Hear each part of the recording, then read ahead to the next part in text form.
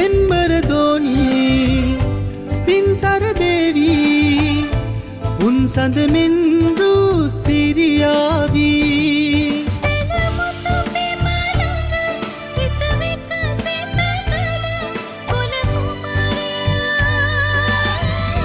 කොන්කල දෝනී කොන්කල දෝනී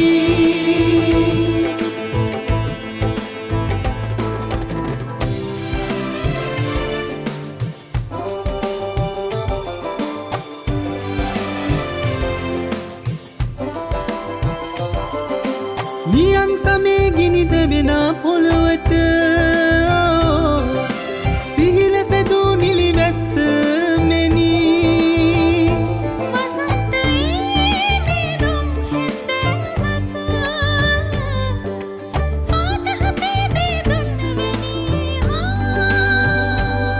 සැලමුතු පෙම ළඟ හිත විකසිත කළ කුල කුමරිය කොන්කල දෝනී කොන්කල දෝනී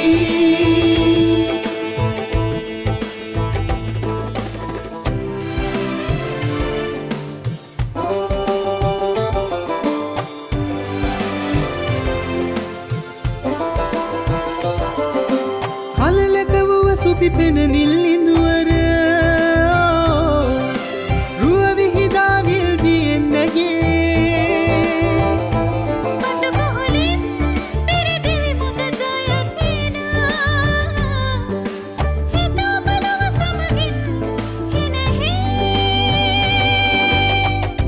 පෙම්බර දෝනී පින්සර දේවී උන්සඳ මෙන් රූ සිරියාවී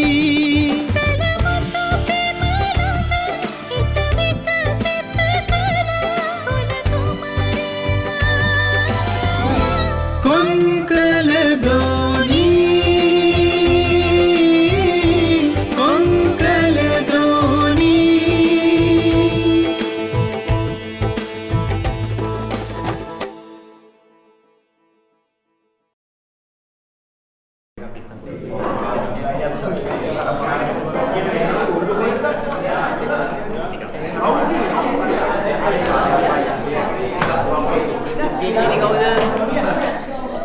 මිස් කිංකිනි කවුද? මම. මිස්ටර් අමිත මැඩම් කෝ ඔෆිස් එකට එන්න කියලා පොඩ්ඩක්. හා මම.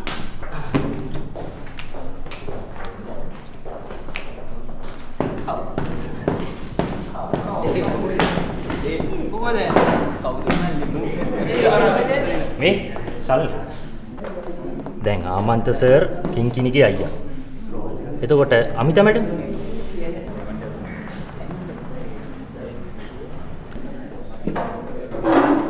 අමිත මැඩම් පන්තියට ආවහමත් S2 තියෙන්නෙම කිංකිනි ළඟ. අනික බං අනිත් ළමයින්ට නම කියලා කතා කරද්දී කිංකින්ට කතා කරන්නේ දුවේ කියලා. අනේ මේ රවිඳු බොරු කියන්නේ බබා. බොරු? බොරු කියලා මං බෙන් තෑගි ගන්නද? පන්තියට ඇහෙන්නේ එහෙම කතා කරන්නේ නැහැ තමයි. ඒත් මේ ළඟදි මට ඇහුණ මගදී කිංකිනිට දුවේ කියලා කතා කරනවා.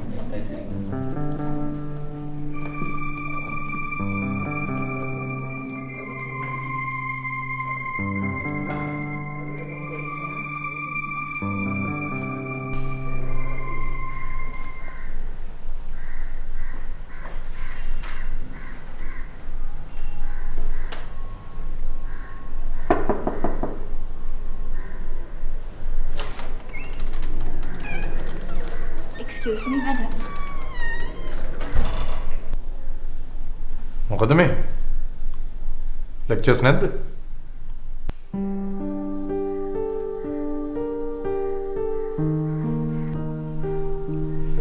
ආමන්ත ඔයා මොකටද කිංකිණට සැරවෙන්නේ? එයාට එන්න කිව්වේ මම.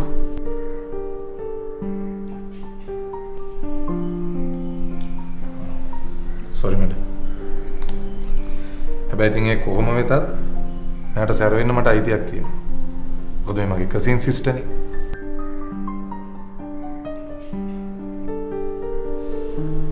මම බල ඉන්නේ මම වැරද්දක් කරනකම් කම්පියුටර් බොරු කැටයක් තියලා අල්ලන්න.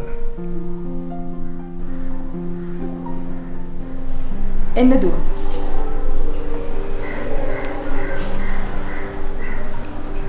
Then, Kinkini is your cousin sister? ඒකට කමක් නැහැ. මේ ඉන්නේ මගේ දුව. ඊට පස්සේ එයාට දඬුවම් කරන්න ඔයාට බෑ. ඕකේ. ඕකේ.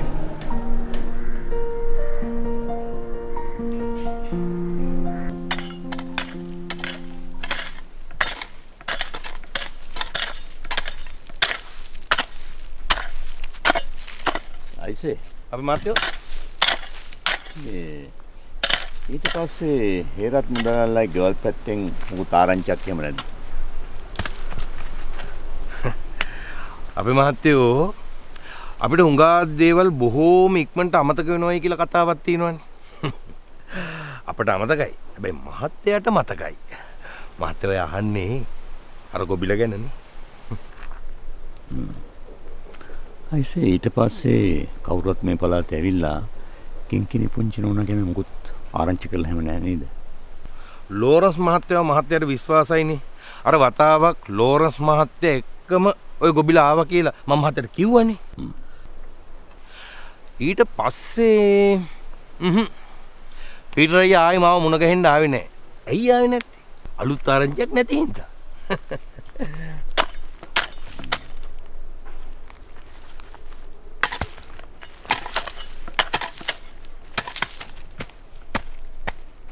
අයිසේ හෙවණැල්ල වැටෙන්නේ ආලෝකයේ තියෙනකම් විතරයිනේ. ඒක තාම නම් හරි මහත්තයෝ. ඔය කළුවරේ මහ රෑට එවැනි ලිපෙන්නේ නෑනේ. හැබැයි ඉතින් මහත්තයා ඒ උපහැරණේ මෙතෙන්ට ඇදලා ගත්තේ නිකන් නෙමෙයි. නැද්ද මහත්තයෝ? නෑ මං කිව්වේ මේ ඒ උදවිය ඔන්න වෙන දෙයක් වෙච්චාවේ කියලා නිස්සද්දව ඉන්න වෙන්නත් පුළුවන්. හැබැයි ඉතින් කාටත් හොර රහසේ කිසිවෙකුට නොදැනෙන්න අංචියක් අදින්න වෙන්නත් පුළුවන්. අන්න අයිසට තේරුණා. මම කිංකිණි දුවගේ ආරක්ෂාව ගැන මීට වඩා සැලකිලිමත් වෙන්න ඕන. විමසිල්ලෙන් ඉන්න ඕන.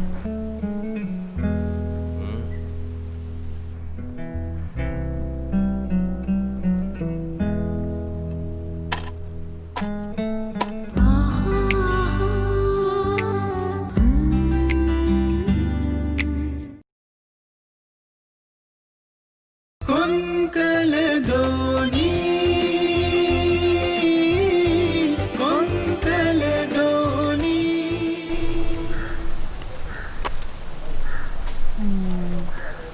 මේක නම් වටින පොතක් කිංකිණි. එතකොට මේක දෙන්නද අමිත මැඩම් ඔබට එන්නේ කිව්වේ? මැඩම් ඕස්ට්‍රේලියාවෙන් ඉඳන් එනකොට ඕක අරගෙන ආවිල්ලා තියෙනවා. මට වැදගත් වෙයි කියලා හිතලා තමයි දුන්නේ. ඔයාට ඕනලාක මේක මගෙන් ඉල්ල ගන්න. තාම අපි මේ පාඩම් වලට ඇවිල්ලත් නෑ.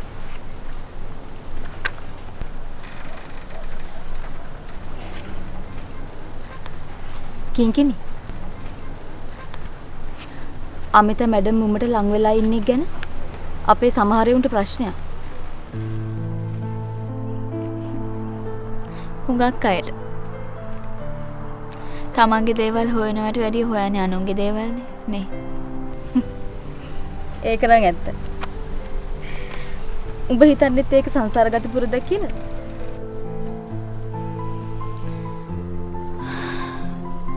දැක්ක දවසේ ඉඳලම අමිත මැඩම් මට ලෙන්ගතුයි. මාත් එහෙමයි. මාත් මැඩම්ට ලෙන්ගතුයි. වෙන විශේෂ හේතුවක් නැත්තම් ඉතින් උත්තරෙත් ඒකම තමයි නේ.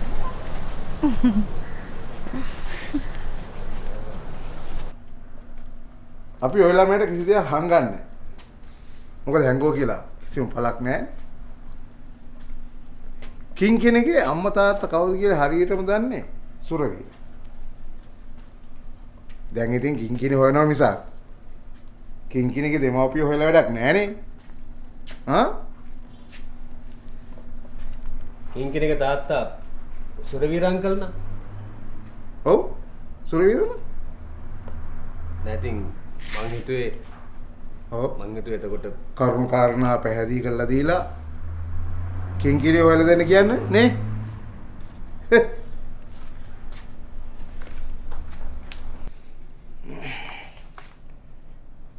සුරවීර මගේ හොඳම මිත්‍රයා එක කාලෙක. හොඳ දෙමස්සිරාල. කසාද බඳ අලුත. ඊට ඉස්සෙල්ලා ඉඳන් යාළුකම. ඔය යාළුකම් මස්සිනාකම් සේරම නැති උනේ අයියා අනූෂව කසාද බැන්දට පස්සේ. හින්දුවර ඔය සමහර ගෑනු ඇයට තමන්ගේ ඇහි තියෙන පොල් පරාල පේන්නේ. අනුන්ගේ ඇහි තියෙන කුණු රොඩ්ඩ පේනවා. මෙයාටත් ඒ කාලේ ඒ වගේ ලෙඩක් තිබ්බා. මට? ඔව් තාමත් තියෙනවා. අනුන්ගේ කුණු හොයන එක. අනුන්ගේ හොඳක් දකින්නෙම නැහැනේ. අනූෂගේ හෙව්වෙම කුණු. ඒක විතරක් නෙමෙයි මෙයාගේ අම්මටයි තාත්තටයි කේලම් කිව්වනේ අනූෂගෙන්. ඒගොල්ලන්ගේ බිදෙව්වනේ. ඔක්කොම කුණු බේරුවල බොක්කට කිව්වා වගේ හැම කතාවකම අවසානයේ වැරද්ද පැටවෙන්නේ මට. ඔය කියන්නේ මට වඩා අනූෂ හොඳයි කියලානේ. ඉතින් කියනවා. නැත්තම් අද රැට නිින්ද යන එකක් නෑ.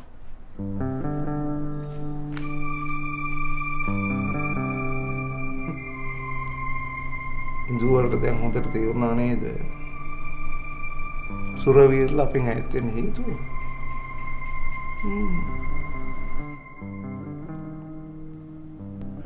එදා සුරවීර කලේ අපිට ලොකු උදව්වක්. කිංකිණි අපේ පවුලට වාසනාව ගෙනාවා. නිකන් වාසනාව නෙමෙයි. අපේ බිස්නස් අරු වුණා.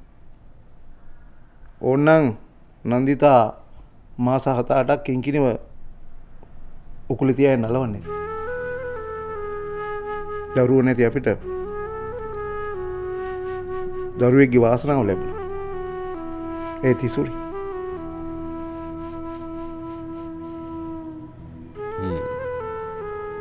දැන් තිසුරේ ලැබුණාට පස්සේ වෙන්න ඇති ආන්ටි. ඔව්. ඊට පස්සේ තමයි එයා කිංකිණිගෙන් ඈත් වුනේ. මේක මේ බරපතලම රහස දන්නේ සුරවීර. සුරවීර සෙල්ලක්කාරයෙක් නොවන හන්දා කිංකිණි යාගේ දරුවෙක් කියලා කියන්න මට බෑ.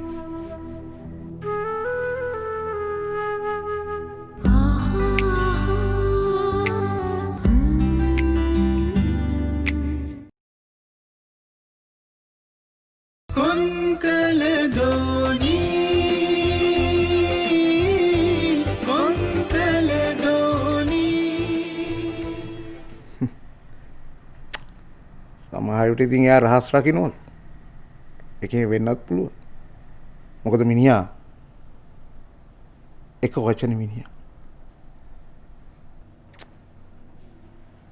ඒත් ඔය කතාවල කිසිම තැනක මගේ ප්‍රශ්නට උත්තරේ නැහැනේ. ප්‍රශ්න කියන ඒවා ඇති වෙනවා. ඒවට උත්තර එකපාරට ලැබෙන්නේ නැහැ. සමහර වෙලාවට හෙව්වල් ලැබෙන්නේ නැහැ. ඒ වෙලාවට කරන්න තියෙන්නේ උත්තර ලැබෙනකම් බලා ඉන්න එක. එහෙම බලා ඉන්න බැහැ නම් ඔය ළමයා පරාදයි.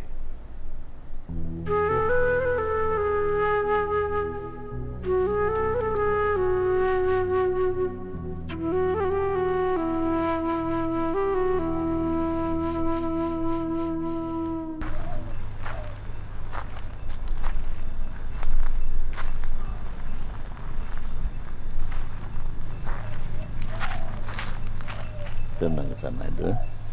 Yam.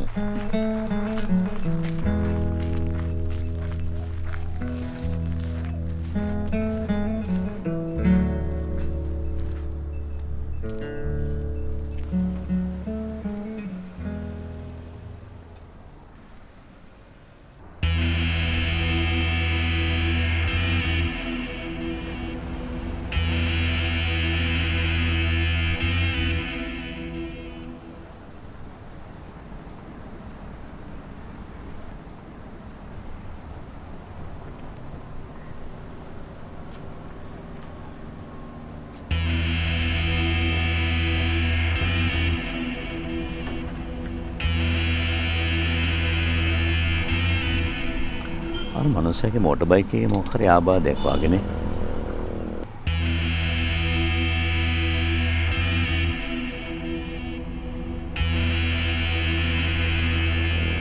ඔය වෙලාවට තමයි වාහනේ එපා වෙන්නේ. තාත්තා ඔෆිස් යන කාලෙත් ඔහොම වාහනේ කැඩුණු වෙලාවල් තියනවද? නැතු. ඒ වෙලාවට මං ඉතින් ගරාජ් එකට දානවා කායක බස් එකේ යනවා. බස් එකේ? ඔව්. එයි. අපි පුංචිම කාලේ ගමේ ඉස්කෝලේට ගියේ පයින්. ලොකු වුණාට පස්සේ ටවුන් ඉස්කෝලේට ගියේ බස් එකේ. යුනිවර්සිටි එකට බස් එකෙන් කෝච්චියෙන් දෙකෙන්ම ගියා. දැන් ඉතින් රස්සාවට යන්න පටන් ගත්තට පස්සේ පොදු ප්‍රවාහන සේවය උනත් මට නුහුරුකමක් නේ.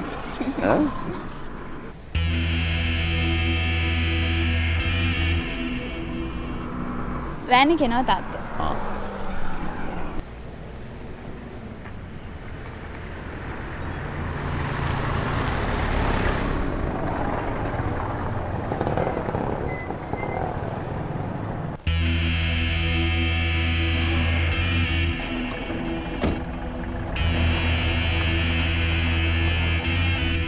ඔඩු මේ දැන් ලෝඩ් වුණා. වෙහිකල් නම්බර එක NW 51-70/52.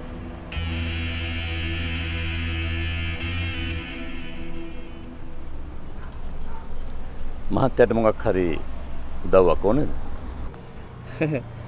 ප්ලග් එකේ පොඩි කුණු කැරලක් හිරලා තිබුණා. දැන්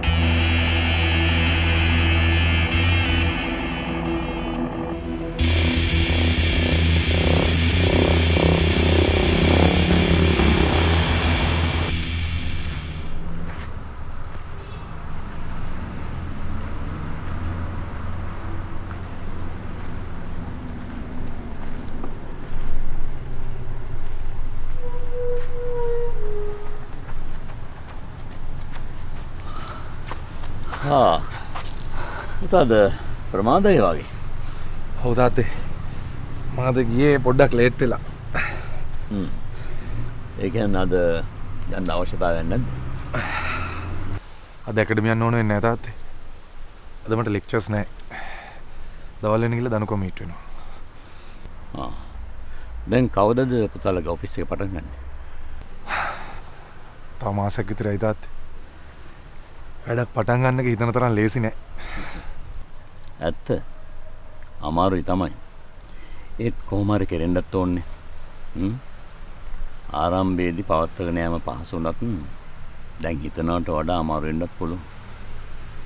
එහෙම තමයි අභියෝග. මම දන්නවා තාත්තේ. අභියෝග ජය ගැනීම තමයි ජීවිතය කියන්නේ. හරියට හරි.